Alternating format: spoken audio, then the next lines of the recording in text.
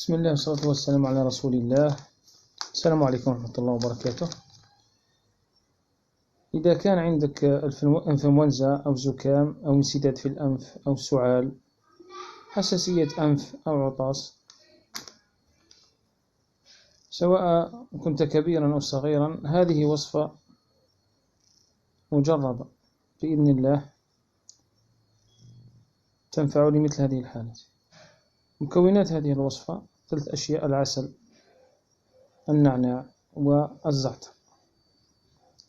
طريقة الاستعمال: تغلي الماء ثم تضع فيه ملعقة عسل وملعقة نعناع وملعقة زعتر،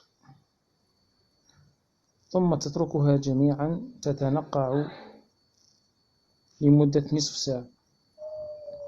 نتركها جميعا تتنقع في الماء.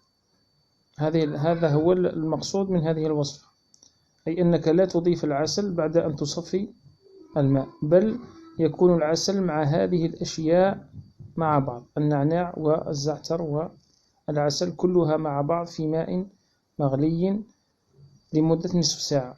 ثم تصفي الماء، تصفي هذا المشروب وتضعه بقارورة زجاج أو ما شابه، وتضعه في الثلاجة وتستعمله عند الحاجة. مقدار فنجان صغير أو ملعقة كبيرة، ملعقة أكل كبيرة، تسخن قليلا ثم تشرب. وقت الاستعمال قبل النوم وصباح. وسبحان الله، هذه الوصفة للأطفال الذين يعانون من الحساسية السعال أو العطاس.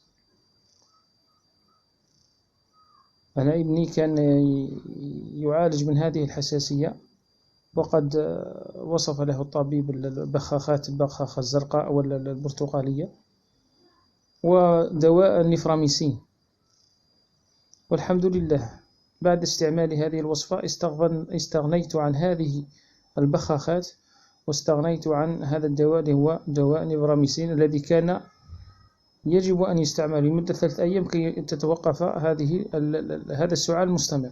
والحمد لله بفضل الله سبحانه وتعالى وحده. ثم هذه الوصفة كانت سببا بعد استعمالها مدة 3 أيام يتوقف السعال نهائيا، والحمد لله رب العالمين. لذلك أردت أن أشارك هذه الوصفة مع إخواني الذين لهم أولاد يعانون من هذه الحساسية. هذا، وصلى الله وسلم على نبينا محمد، الحمد لله رب العالمين.